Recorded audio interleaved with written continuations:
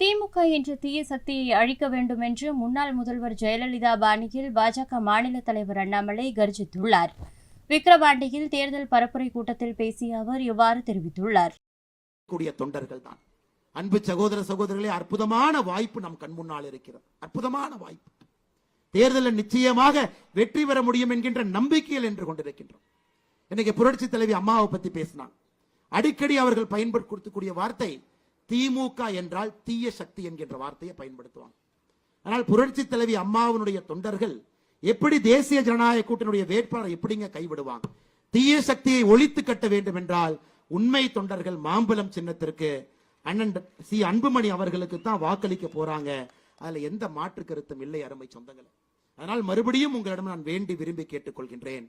ஒரு அற்புதமான அரசியல் களத்திலே தேசிய ஜனநாயக கூட்டணி அற்புதமாக உருவாகின்ற கொண்டிருக்கிறது.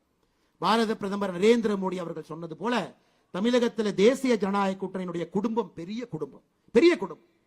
உண்மையான ஜனநாயகம், உண்மையான ஜனநாயகம்.